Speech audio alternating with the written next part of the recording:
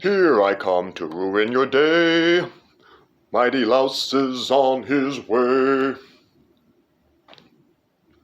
Now, even I do not have a physical copy of my 2012 English one semester lit 60-page thesis on Thomas Pynchon's 2009 novel Inherent Vice. I don't know if I've mentioned this before, but I'm a big Thomas Pynchon fan, and I wrote my English thesis on Inherent Vice. It's a really good book. And somehow, like, my thesis is really fucking good. Again, like Pynchon, I reread it, and it doesn't seem like something I wrote. Similar to a lot of these videos, like when you go into a trance state, when you really commit, not just going through the motions, but like when you create the sand mandala again and again, eventually something comes out that's just an embodiment of you. Not everyone might get it. It might not be everybody's cup of tea, but it's both. It's what the word genius means. It doesn't mean, oh, you are just inherently, you have gifts, you have talents. No, a genius, the Greek word means similar to inspiration. You know, the word inspiration, perspiration, breath. So genius is someone who is breathed into, okay, by your God or your Platonic ideals or the universal spirit or your zeitgeist or, whatever fucking fancy word you want to put on it if you're a fucking white dude trying to put names on the things, The tribes and the spirits would just call it, Mother Earth. And that's why they do their dances and their fucking peace pipe rituals, because it does. The ego subsides and something. It's not you, all right? If it was just you couldn't say I'm a fucking genius. You'd be a fucking asshole, But when you know it's not you, when you step outside of yourself and you make that shit, it's, long story short, I don't have any copies of that thesis, whatever. Shit, more or less got it memorized like a rap song at this point. But my father has kept the multiple copies of the acknowledgement page, I decided I'm gonna not just put some names, I'm gonna make this acknowledgement page like part of the art, part of the thing. To my father, Bill, for many things, but mostly for teaching me it was always more important to be a good person than just a good student. Your humble but indignant Teamster teachings kept me grounded. You will always be my hero. To my mother, Anne, for not getting a babysitter and taking me to her job at a video store when I was a child, allowing me to watch any VHS I wanted, even ones I probably shouldn't have seen at that age. My uneasy fascination with the visual media, especially its lower permutations, started there. To my sister Mindy, for showing me that strength comes not just from books, but from the inside. You were a shining example any time I needed to get back on my feet after being knocked down. And that's half of it. There's other people I acknowledge, but that's clearly the part that hits me closest to the heart. And to think that these people, these beautiful people, and again, I'm going to get into cinema as escapism, the costumes that we wear, the myths that we make, but how those myths, they speak more to truth sometimes than these truths that we say, because we can't. The nature of these drug addicts, the nature of myself for a lot of my life, again, being born addicted to heroin. I was born addicted to heroin. I never really had a chance.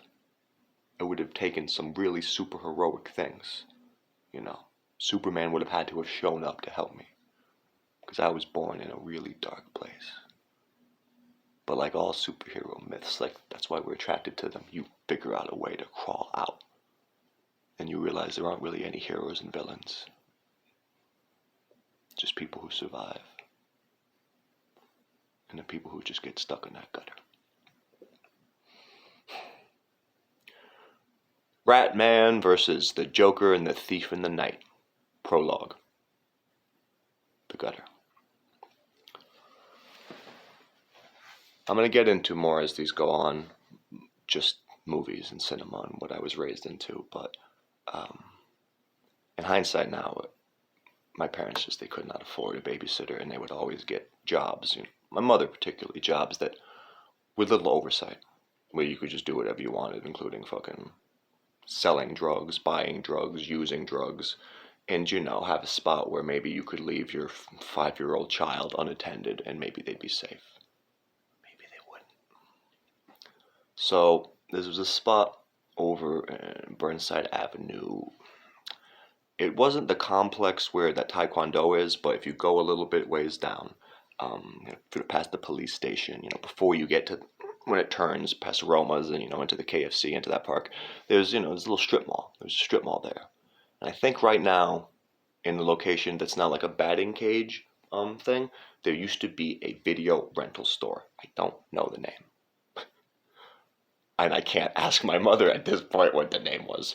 Even if I was talking to my mother, I'm sure I go fucking remember. She don't know. She doesn't know the current year. Sorry. But yeah, it was like a Blockbuster, but smaller. Blue collar, kinda. And I remember things from there. Oh, I remember a lot more things from there now, let me tell you. But again, my parents, to have me distracted, by the cinema. We used to always go to the movie theater to showcase cinema. I remember seeing Batman Returns and Jurassic Park. These movies came out in the early 90s. I would have been 4, 3.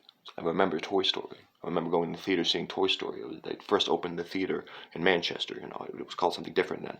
And I just vividly remember it was so nice. It was way nicer than the fucking shit East Hartford. They had these lights built in to the rows. And I remember that. I remember that more than the movie. I remember just walking those lights and the magic.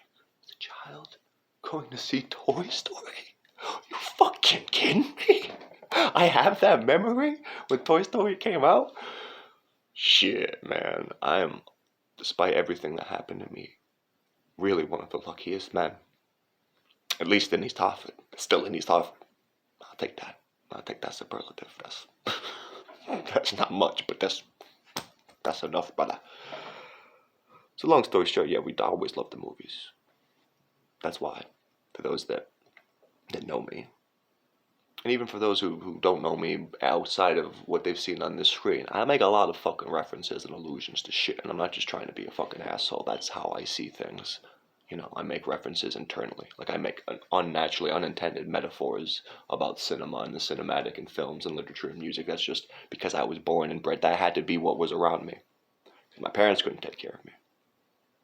They did not take care of me and my sister, so we had to, thankfully, those and, again, video games.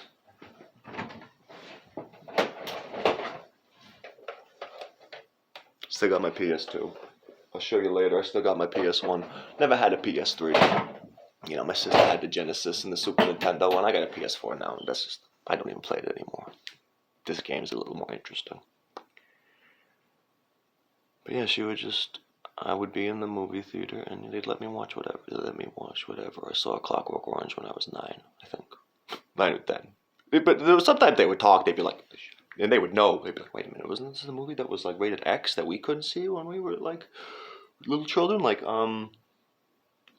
Even they wanted to take me to see the South Park movie one time at the East Hartford Theater when South Park Bigger, Longer, Uncut came up, and even the dude that was working there was like, "Oh, you sure?" And they're like, "Listen." Long story short, our son has seen some things. Don't worry. This is going to be less offensive. The subtext was, this is going to be less offensive than the fucking carnage and the shit. We're fucking some motherfucking, this motherfucker knows about a thing or two about some motherfuckers already. He don't fucking swear, don't worry about it. Maybe I shouldn't have, I didn't understand what the clitoris was at the time, but I knew that shit. So I could watch whatever movie I wanted. Go down the rows. And of course, being a young child, drawn to, fancy colors, it would be the horror section. Okay? So I would be seeing, and I'll tell you what, before I get into later, I love Batman. I am Batman. Why? Groucho Marx over here, Even at that point, why? If I earn it, I'll tell you later. Why? With a scrappy scavenger kid with parents affiliate with an orphan little billionaire, little rich kid, fucking. But more than that, I loved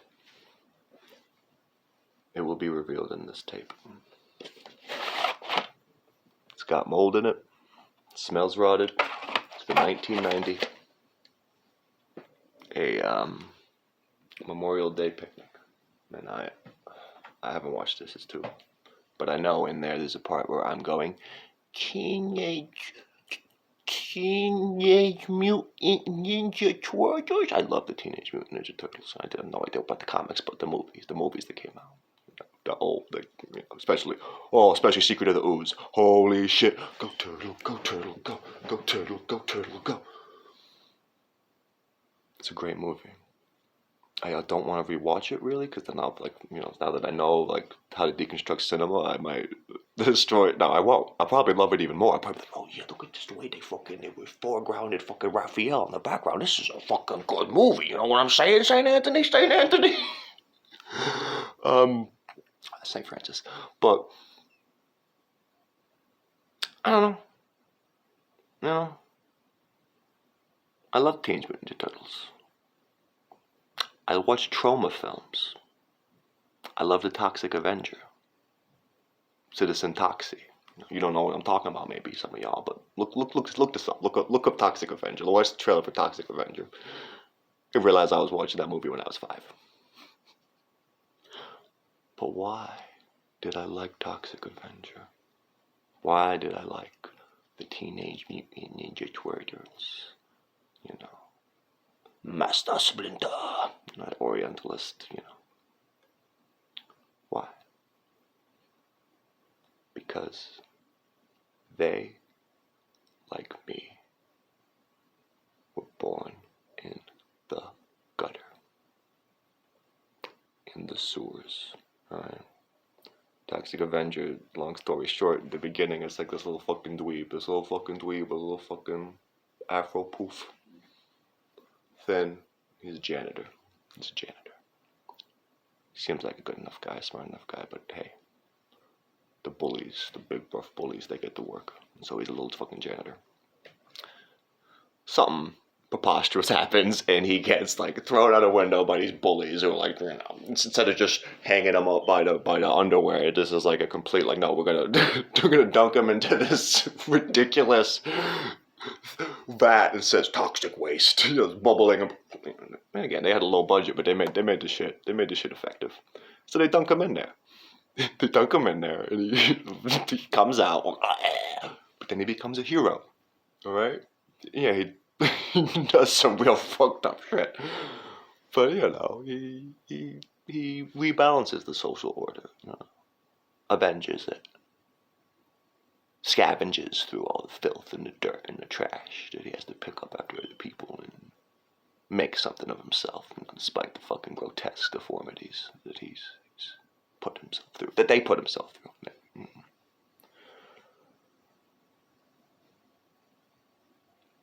Anyway, I don't know what I'm talking about, but this will be continued in the next part. You know what I'm saying? The next scene. I use the Shakespeare thing, but let's really convolute the metaphors and let's say this is the exposition before the intro titles. A little taste, like James Bond films. A little universe in a grain of sand,